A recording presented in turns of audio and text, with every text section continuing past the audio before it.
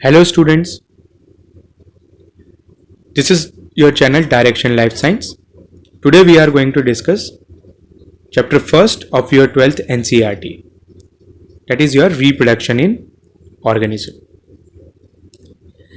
हम इस चैप्टर में डिफरेंट ऑर्गेनिजम्स में होने वाले डिफरेंट मोड ऑफ रिप्रोडक्शन को एनालाइज करेंगे. एम्ब्रियोलॉजी ये पार्ट आपके एनसीईआरटी में चैप्टर से पहले इंट्रोडक्टरी पार्ट में दिया हुआ है. देख लेते हैं क्या है. So it is the branch of botany which deals with the events takes place during the embryo development and its structure. यानी कि ये बॉटनी की वह शाखा है जो एम्ब्रियो के डेवलपमेंट और उससे बनने वाले डिफरेंट स्ट्रक्चर को जो है एनालाइज करती है.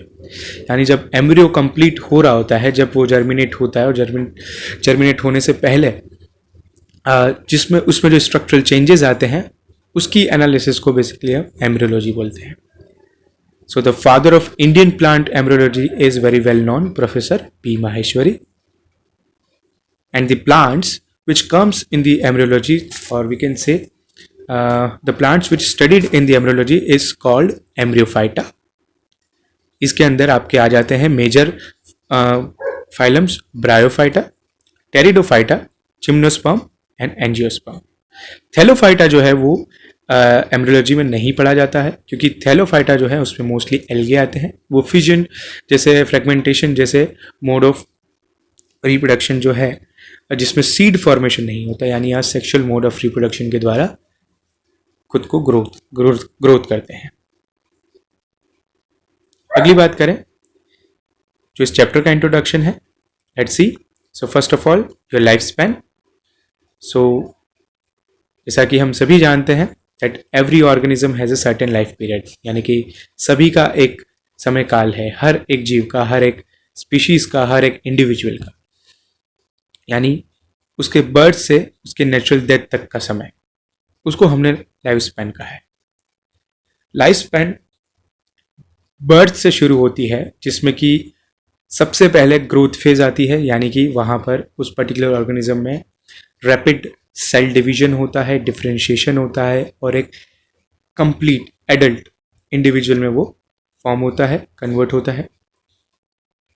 उसके बाद उसकी रिप्रोडक्टिव स्टेज आती है जिसमें वह अपनी जैसी प्रोजेनीज को फॉर्म करता है और फिर लास्ट में उसकी डेथ फेज आती है, सेनेसेंस फेज आती है, यानी उसका ओल्ड एज शुरू हो जाता है और उसके बाद उसकी डेथ हो जाती है. तो ये जो पूरा समय काल है, ये जो पूरा एक इंडिविजुअल का जो कंप्लीट जो लाइफ साइकिल है उसको हमने लाइफ स्पैन बोला है. अगर हम रिप्रोडक्शन की बात करें, so it is the biological process in which an organism give rise to offspring और we can say young ones. So मैं आपको बता दूं कि जो लाइफ स्पैन है वो ऑब्वियस सी बात है किसी लिविंग ऑर्गेनिज्म की ही बात कर रहे होते हैं. तभी हम एक पर्टिकुलर किसी नॉन लिविंग को हम नहीं बोल सकते कि उसकी कोई पर्टिकुलर लाइफ है, लेकिन एक लिविंग ऑर्गेनिज्म की सर्टेन लाइफ होती है. और हम लिविंग किसे कहते हैं, उसकी कुछ सर्टेन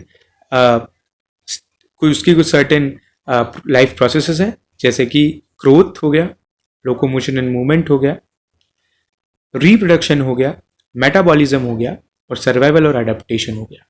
ये कुछ पार्ट मिलके एक कंप्लीट लिविंग को फंडामेंटली हम बोल सकते हैं कि एक लिविंग को वो है जो प्रूव करते हैं कि एक लिविंग जो है ये सारी एक्टिविटीज़ परफॉर्म करते हैं. हम स्पेसिफिकली रिप्रोडक्शन की बात करें तो यहाँ पर ये भी उस लाइफ प्रोसेस में से एक प्रोसेस है जो कि एक लिविंग ऑर्गेनिज्म को फर्दर अपनी ही जैसी प्रोजेनीज को बनाने में हेल्प करता है. अभी तक दो टाइप के रिप्रोडक्शन ऑब्जर्व किए गए हैं. First one is your asexual reproduction, another one is your sexual reproduction. Asexual और sexual reproduction दोनों टोटली अपोजिट है. देखते हैं क्या है, लेकिन उससे पहले हम समझते हैं कि रिप्रोडक्शन का पर्पस क्या था, एक लाइफ प्रोसेस में रिप्रोडक्शन का क्या मेजर रोल प्ले था, इसको हम एनालाइज करते हैं. तो सबसे पहली चीज़ यहाँ पे लिखी हुई है to maintain the continuity of species, यानी कि एक स्पीशीज का इस अर्थ पे, इस प्लैनेट पे एग्जिस्टेंस बना के रखना, उसके लिए सबसे बेसिक रिक्वायरमेंट थी रिप्रोडक्शन. क्योंकि जो स्पीशीज़ है उसमें जितने भी इंडिविजुअल है उनकी एक सर्टेन लाइफ स्पैन है और उस लाइफ स्पैन के बाद उनकी डेथ आ जाएगी। तो ऑब्वियस सी बात है कि वो लाइफ लॉन्ग जो अर्थ का लाइफ है तब तक तो वो एग्जिस्ट नहीं करेंगे। तो नेचर ने कुछ इस तरीके के एडेप्टेशंस लिए जिसमें उसने अपने ही जैसे कैरेक्टरिस्टिक अपनी नेक्स्ट जनरेशन में पास कर दिए और उस कैरेक्टर को जनरेशन टू जनरेशन जो है पास किया गया, जिसकी वजह से उस पर्टिकुलर स्पीशीज का एग्जिस्टेंस जो है वो बना रहा। हम बात करें कि कितने जो बेसिकली रिप्रोडक्शन है उसके कॉमन फीचर्स क्या क्या है, ठीक है, तो उसमें सबसे पहली चीज आ जाती है आपका डुप्लीकेशन ऑफ डीएनए, जिसमें दो चीजें देखने को मिलती हैं। हम डुप्लीकेशन ऑफ डीएनए की बात करें तो वहां पर सबसे पहले ग्रोथ फेज आती है, यानी कि सेल जो है वहां पर न्यूट्रिएंट्स को इकट्ठा करती है, और दूसरा जो है उस सेल में जो डीएनए है यानी न्यूक्लियस में जो डीएनए है उसको वो डुप्लीकेट कर देगी। डुप्लीकेट का मतलब है सेम टू सेम एक सेट और तैयार कर देगी। दूसरा बेसिक फीचर है जो कि सेल डिवीजन, उसके दो पार्ट है, कैरियोकाइनेसिस और साइटोकाइनेसिस। कैरियोकाइनेसिस कैरियो वन बच्चों जहां पे भी आए तो उसको आप रिलेट कर सकते हैं न्यूक्लियस से, या फिर काइनेसिस से जो रिलेशन है उसका मतलब है ब्रेकडाउन। तो कैरियोकाइनेसिस का सिंपल मीनिंग है न्यूक्लियस का ब्रेकडाउन, साइटोकाइनेसिस का सिंपल सा मीनिंग है साइटोप्लाज्म का breakdown. In short completely cell का डिवीजन हो जाना। और फाइनल जो फीचर है आपके रिप्रोडक्शन का वो है डेवलप कर लेना उसी के जैसे न्यू वंस को। ये काफी कॉमन है, जो हर यानी बैक्टीरिया के अंदर भी देखा गया है, प्रोटोजोन्स में भी देखा गया है, और प्लांट एनिमल्स में भी, प्लांट और एनिमल्स में भी ये कॉमनली जो है देखा गया है, यानी कि उनका डीएनए डुप्लीकेट करता है, सेल डिवीजन होता है और फर्दर वो न्यू इंडिविजुअल्स में ग्रोथ कर जाते हैं, या फिर हम बोले कि वो रिप्रोड्यूस कर जाते हैं। अगली बात करें, जो एक मोड था, एक टाइप था रिप्रोडक्शन का जो है आपका असेक्सुअल रिप्रोडक्शन, अगर हम उसको एनालाइज करें तो देख लेते क्या है। सो first of all when the offspring is produced by the single parent, यानी कि असेक्सुअल रिप्रोडक्शन का बेसिक कैरेक्टरिस्टिक जो सबसे पहला कैरेक्टरिस्टिक है वो है सिंगल पेरेंट का इन्वॉल्व होना, यानी कि यहाँ पे सिर्फ और सिर्फ एक ही पेरेंट जो है इन्वॉल्व होता है और वही फर्दर इंडिविजुअल्स को या फिर हम बोले ऑफस्प्रिंग्स को ग्रोथ देता है। दूसरी बात, gamete formation is absent. Gamete formation जो है उसको हम पूरा अच्छे से एनालाइज करेंगे। एक स्टेप है प्री फर्टिलाइजेशन। तो ये प्री फर्टिलाइजेशन इवेंट जो है उसके अंदर गैमेट फॉर्मेशन होता है। गैमेट फॉर्मेशन स्पेसिफिक कैरेक्टरिस्टिक है आपका बेटा सेक्सुअल रिप्रोडक्शन का, और वो असेक्सुअल रिप्रोडक्शन में एब्सेंट होता है। तो इससे अफेक्ट क्या पड़ता है, नहीं होने से क्या होगा, तो यहां पे देखो दिया हुआ है मैंने, the offspring that are produced are not only identical to each other but also it is the exact copy. ये एनसीईआरटी की लाइन है जो बता रहा है कि क्लोन का फॉर्मेशन करता है। जब गैमेट फॉर्मेशन नहीं होते हैं तो बिल्कुल जो न्यू यंग वंस जो बेसिकली फॉर्म हो रहे हैं वो हूबहू अपने पेरेंट जैसे होंगे और आपस में भी वो बिल्कुल एक जैसे होंगे, यानी उनके अंदर मॉर्फोलॉजिकल और जेनेटिकल जो कैरेक्टरिस्टिक्स हैं उसमें वेरिएशंस नहीं आएंगे, वो बिल्कुल सिमिलर होंगे। मॉर्फोलॉजिकल का मतलब एक्सटर्नल कैरेक्टर्स जो बाहर से हमें अपीयर हो रहे हैं, जैसे कि हमारी नोज़ है, हमारा जो चेहरा है, ठीक है, हमारे चेहरे में भी आप देखते हैं आपका, मेरा और आपके किसी भी फ्रेंड का, आपके पेरेंट का, सबका चेहरा जो है थोड़ा सा डिफरेंट होता है। उसका रीज़न है कहीं ना कहीं गैमेटोजेनेसिस। लेकिन जो ये असेक्सुअली जो रिप्रोड्यूस करते हैं जो ऑर्गेनिज्म, उनके अंदर देखने को मिलता है कि उनके मॉर्फोलॉजिकल कैरेक्टर्स बिल्कुल सिमिलर होते हैं, यानी कि वो एक जैसे दिखते हैं। दूसरी बात, जेनेटिक सिमिलरिटीज भी होती है, यानी कि उनके अंदर जो जीन के जो टाइप्स हैं उसमें भी वेरिएशंस नहीं आते हैं, वो भी बिल्कुल जैसे पेरेंट में होते हैं वैसे ही यंग वंस के अंदर भी प्रेजेंट होते हैं। अगर हम टाइप्स ऑफ असेक्सुअल रिप्रोडक्शन देखें तो उसके अंदर आपका आ जाता है सबसे पहले बडिंग, फिर आ जाता है आपका बाइनरी फ्यूजन, फिर आ जाता है आपका जूस्पोर फॉर्मेशन, फिर आ जाता है आपका कॉनिडिया फॉर्मेशन, फिर आ जाता है फ्रेगमेंटेशन, और फिर आ जाता है आपका गैम्यूल्स।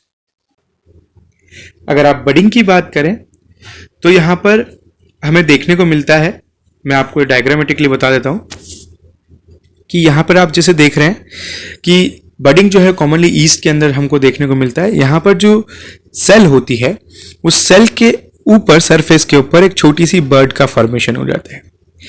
इस बर्ड के अंदर जो डुप्लीकेटेड डीएनए है वो ट्रांसफर कर दिया जाता है और इस बर्ड की न्यूट्रिएंट की मदद से ग्रोथ की जाती है और फिर ये बर्ड जो है ग्रोथ करने के बाद अपनी पेरेंट सेल के इक्विवेलेंट हो जाती है और उसके बाद ये डिवाइड कर लेती है। तो इस तरीके का डिवीजन जो है उसे हम बडिंग कहते हैं, क्योंकि इसमें बर्ड लाइक स्ट्रक्चर का फॉर्मेशन हो रहा होता है। अगली बात करें हम बाइनरी फिजन की, तो बाइनरी फिजन में आपको देखने को मिलते हैं अमीबा के अंदर। आप इसमें देखते हैं अमीबा जो है वो एक तरह की यूकैरियोटिक सेल है और ईस्ट भी एक तरह की यूकैरियोटिक सेल थी, लेकिन ईस्ट एक फंजाई थी। और वहीं पे आप अमीबा की बात करें तो ये एक टाइप का प्रोटोजोन है। यहाँ पे आप देख रहे हैं कि ये जो इसकी सिंगल सेल है उसका न्यूक्लियस जो है आप यहाँ पे देखें एलोंगेट हो रहा है और फिर डिवाइड हो रहा है, यानी थोड़ा सा खिंचता जा रहा है, यानी कि ऐसा लग रहा है जैसे उसके अंदर नंबर बढ़ रहा है, डुप्लीकेट हो रहा है और फिर ये डिवाइड हो रहा है। और उसके साथ ही साथ ये एलोंगेट होने के साथ उसकी सेल मेम्ब्रेन जो है वो भी यहाँ पे एलोंगेट होती हुई दिख रही है। इस तरीके के जो फॉर्मेशन हो रहा है इसे कॉन्स्ट्रिक्शन कहते हैं। और ये कॉन्स्ट्रिक्शन के साथ साथ यहाँ से जो सेल है वो ब्रेक हो जाती है और न्यूक्लियस और साइटोप्लाज्म जो है इक्वली डिवाइड हो जाता है। इस तरह के डिवीजन को हम बाइनरी फिजन बोलते हैं, जो कि अमीबा में देखा जाता है, बैक्टीरिया में भी देखा जाता है। जो तीसरे नंबर पे आता है वो आता है आपका जूस्पोर फॉर्मेशन, जो काफ़ी अच्छा एग्जाम्पल उसका क्लेमाइडोमोनास है। तो क्लेमाइडोमोनास जो है वो एक तरीके की एल्गी है। यहाँ पे आप देखें कि जो सिंगल सेल है उसके अंदर number of small young cells जो हैं, ऑफस्प्रिंग सेल जो हैं, वो बेसिकली यहाँ पे डुप्लीकेट करके फॉर्म हो जाती है और फाइनली ये पेरेंट सेल जो है वो बर्स्ट हो जाती है और सारे के सारे जो यंग वंस हैं वो बाहर ग्रोथ कर लेते हैं। अगली जो चीज़ है, अगला जो टाइप का असेक्सुअल रिप्रोडक्शन है वो है कॉनिडिया फॉर्मेशन, वो देख लेते हैं हम। तो कॉनिडिया फॉर्मेशन की अगर आप बात करें तो वो भी एक फंजाई के अंदर ऑब्जर्व की गई है जिसका नाम है पेनिसिलियम। इसको आप काफ़ी अच्छे से आपको इसके बारे में पता होगा। अलेक्जेंडर फ्लेमिंग ने इसको बेसिकली फर्स्ट टाइम यूज़ किया था as a anti bacterial medicine. तो ये वर्ल्ड वॉर सेकेंड के टाइम पे 1929 के आसपास जो है ये पेनिसिलिन जो है वो एज अ एंटीबायोटिक यूज हुई थी।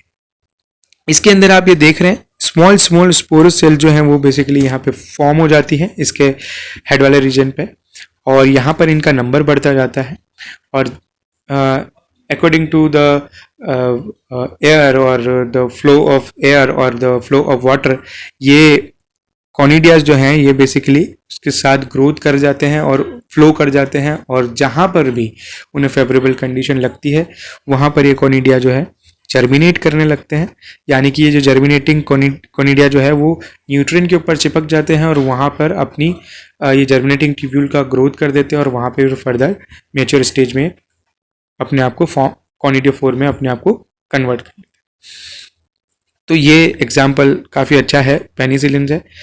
अगला हम देखते हैं वो है आपका फ्रेगमेंटेशन। तो फ्रेगमेंटेशन आप देखने को मिल जाता है हाइड्रा के अंदर।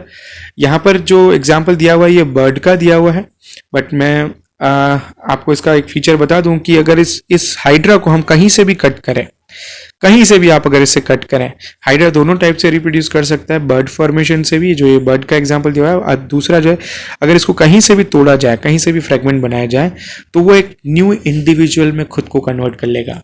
तो डियर स्टूडेंट्स, ये एक रीजनरेशन पावर वाला सा फीचर है जो कि हाइड्रा के पास है, यानी कि इसकी सारी की सारी सेल्स जो हैं वो खुद को रीजनरेट कर लेती हैं। इसकी सारी की सारी सेल्स जो हैं ऐसी पोटेंसी रखती है कि वो अपने दूसरे जो ऑर्गन्स हैं जैसे भी उनके रिक्वायरमेंट है वैसा वो वहाँ पे, सपोज ये यहाँ से टूटा तो इसका नीचे वाला पोर्शन जो है वो ऊपर की बॉडी बना लेगा और ये ऊपर वाला जो फ्रेगमेंट है वो नीचे की बॉडी बना लेगा। तो ऐसा इसका डिवाइड और डिफ्रेंशिएट करने का इसके अंदर रीजनरेशन की पावर होती है। अगला और लास्ट हम बात करें तो वो है आपके गैम्यूल फॉर्मेशन। गैम्यूल की अगर हम बात करें तो गैम्यूल जो है आपके स्पॉन्जेस के अंदर देखने को मिल जाते हैं। यहाँ पे आप देख पा रहे होंगे कि नंबर ऑफ स्मॉल सेल जो है या इस मिडल वाले रीजन में देखें आप, यहाँ पर ये डिवाइड कर गई है, ग्रोथ कर गई है, और ये ऊपर जो एक ओपनिंग है माइक्रोपाइल जो आप देख रहे हैं, यहाँ से ये सारी की सारी सेल जो है वो बाहर निकल जाती हैं और फिर से ये मोस्टली एक्वेटिक एनिमल है स्पॉन्जेस, तो जहाँ पे भी उसे फिर फेवरेबल कंडीशन मिलेगी वहाँ पर वो स्टिक हो जाएगा और फिर वो वहाँ पर ग्रोथ कर लेगा। ये कुछ मोड्स थे असेक्सुअल रिप्रोडक्शन के जो नेचुरली डिफरेंट एनिमल्स के अंदर प्रेजेंट होते हैं। एनिमल्स ही नहीं, मतलब डिफरेंट ऑर्गेनिजम्स में प्रेजेंट होते हैं।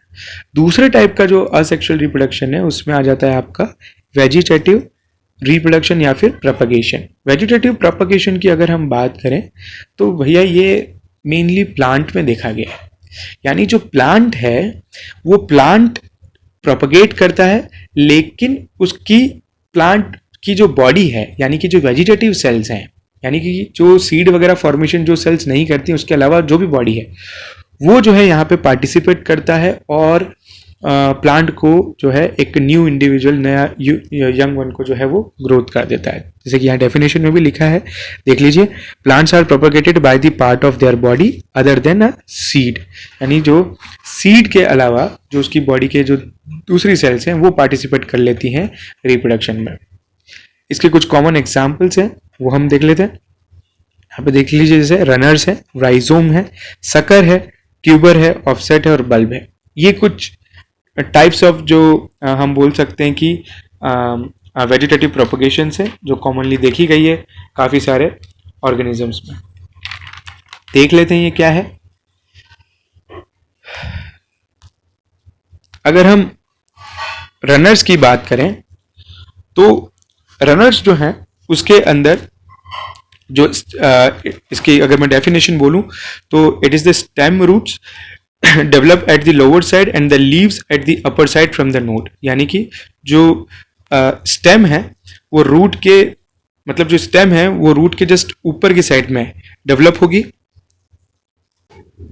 यानी कि जो स्टेम रूट्स हैं वो नीचे की सरफेस की यानी कि सॉइल की डायरेक्शन में जो है वो ग्रोथ करेंगी और लीव्स जो है वो ऊपर की डायरेक्शन में जो है ग्रोथ करती हैं। इसके कुछ कॉमन एग्जांपल मैंने लिखे हैं, साइनोडोन, ऑक्सिलिस वगैरह। अगला जो है वो राइजोम है। राइजोम की अगर आप बात करें तो ये बेसिकली फ्लैशी स्टेम होती है जो कि हॉरिजॉन्टली ग्रोथ करती है आपके सॉइल के अंदर। तो इसके कुछ कॉमन एग्जांपल आपको जिंजर और टर्मरिक देखने को मिल जाते हैं। अगला हम बात करें सकर्स की, तो सकर्स जो हैं वो बेसिकली इसकी जो मेन स्टेम होती है वो सॉइल के अंदर ग्रोथ करती है और इसकी जो ब्रांचेस हैं वो, मतलब कि इसकी जो नोडल रीजन है वहाँ से बहुत सारी ब्रांचेस निकलती हैं और वो ब्रांच जो है सॉइल से ऊपर की तरफ आती है और वो फर्दर एक न्यू प्लांट बना लेती है। ठीक है, इसके कॉमन एग्जांपल क्राइजेंथेमम और पाइनएप्पल है, या आप अच्छे से याद रखेंगे, इसके ऊपर कई बार नीट में जो है क्वेश्चन पूछा गया है क्राइजेंथेमम पे। अगला जो हम है वो देखते हैं ट्यूबर्स। ट्यूबर्स को आप सभी अच्छे से जानते हैं, ऑक्सिलरी बर्ड फॉर्मेशन इन पोटैटो, और इसको हम कॉमन टर्म में आई फॉर्मेशन भी बोलते हैं कि पोटैटो के ऊपर एक आई की ग्रोथ हो जाती है ना, पोटैटो आई बोलते हैं उसे। तो ये जो पोटैटो आई है या फिर ऑक्सिलरी बर्ड है ये जो है एक न्यू पोटैटो को जो है फॉर्म कर लेती है। तो ये काफ़ी अच्छा एग्जाम्पल है पोटैटो ट्यूबर्स का। अगला है ऑफसेट। ऑफसेट की अगर बात करूं तो ये मोस्टली एक्वेटिक प्लांट्स के अंदर देखा गया है। इसकी अगर डेफिनेशन बोलूं तो वो है aquatic plants from rosette of leaves and the tuft of roots, यानी कि aquatic runners. It's a kind of runners but ये प्लांट ये जो है वो पानी के अंदर प्रेजेंट है। तो इसके कॉमन एग्जाम्पल जो है इकॉर्निया हो जाते हैं, पिस्टिया हो जाते हैं। इसमें आप देखें तो इसे जलकुंभ भी आपने सुना होगा, जो पूरे के पूरे पॉन्ड को जो है कवर कर लेती है। वहाँ पर आप देखेंगे कि उनकी जो स्टेम है वो नीचे वाटर सरफेस में आपस में कनेक्टेड रहती है और वो फिर फर्दर एक न्यू प्लांट फॉर्म करती रहती है और धीरे धीरे वो कंप्लीट पॉन्ड को जो है कवर कर लेती है। तो काफ़ी इसके जो एग्जाम्पल हैं उस पर भी क्वेश्चंस काफ़ी दफ़ा पूछे गए। इकॉर्निया और पिस्टिया आपको ध्यान रखना है। अगला जो है बल्ब। अगर हम बल्ब की बात करें तो आपने ये डिस्क लाइक स्ट्रक्चर आपने ऑनियन पे और गार्लिक पे देखा होगा। ये जो बल्ब है वो न्यू प्लांट्स को या फिर हम बोलें कि यंग वंस को जो है ग्रोथ कर दे देते हैं। एक और है वो है स्टोलन। इसमें मैंने आप मेंशन नहीं किया, लेकिन स्टोलन जो है वो कुछ रनर जैसे ही होते हैं। अगर मैं उसे बताऊं तो it's develop from the lower part of the main stem and grow and touch the ground and वो जो ग्राउंड वाला पोर्शन है वहाँ से फिर फर्दर न्यू जो है हम बोलें कि शूट की जो है ग्रोथ हो जाती है। तो जैस्मिन हो गया, पीपरमिंट हो गया, ऐसे पौधों के अंदर जो है ये देखने को कॉमनली मिल जाता है। स्ट्रॉबेरीज वगैरह हैं तो स्टोलन की ग्रोथ वहाँ पे देखने को मिल जाती है।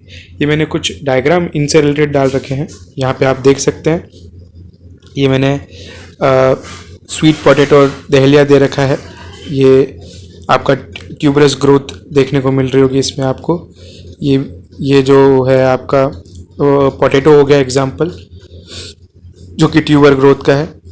ये जिंजर जो है वो आपका राइजोम की ग्रोथ हो गया, जिसमें रैंडम ग्रोथ होने लगती है फ्लैशी स्टेम की। ये वाले दोनों एग्जाम्पल आपके बल्ब के हो गए, ऑनियन और गार्लिक।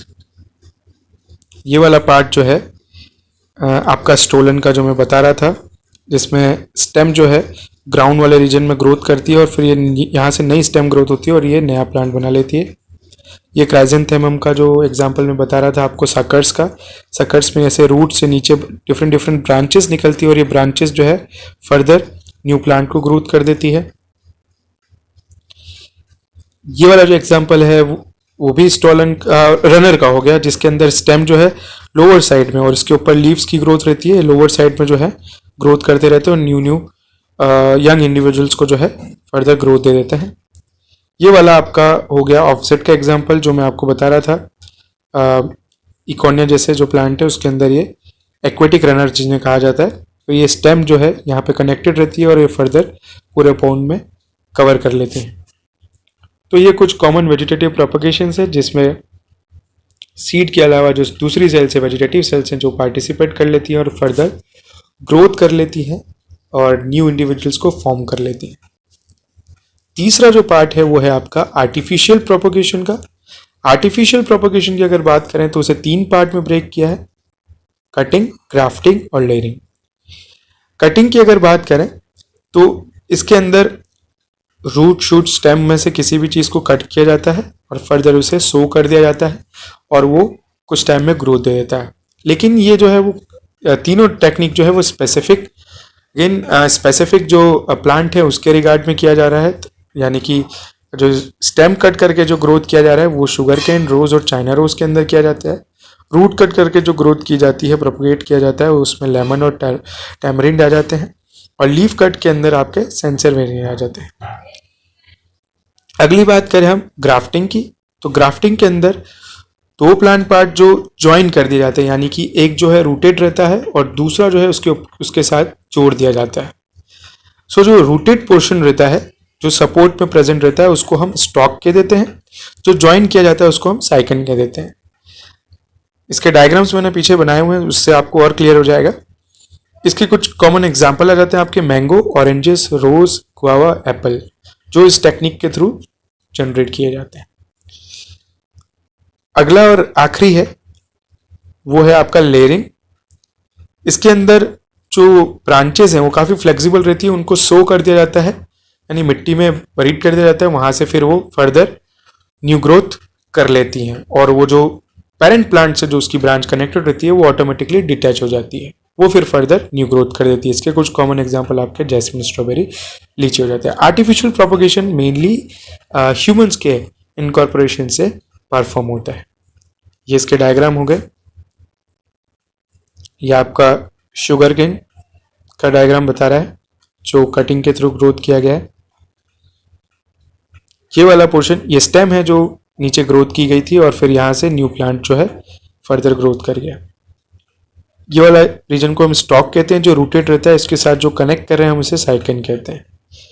ये जो कट लगाया जाता है इसे स्लैंटिंग कट कहा जाता है, जो थोड़ा सा तिरछा मारा जाता है जिसकी वजह से ये प्रॉपर्ली अटैच हो जाए, यानी कि इसके जो वेस्कुलर सिस्टम है वो प्रॉपर्ली आपस में जुड़ जाए। ये वाला एग्जाम्पल आपका लेयरिंग का हो गया। लेयरिंग के अंदर आपके जैस्मिन जैसे प्लांट आ जाते हैं। यहाँ पर फर्दर आप सॉइल में इन्हें सो कर देते हैं और ये भी फर्दर न्यू प्लांट को ग्रोथ कर देता है। ये पोर्शन जो है यहाँ से डिटैच हो जाता है। Thank you so much. Sexual reproduction के लिए हम फिर फर्दर अगली क्लास में उसे ऑब्जर्व करेंगे।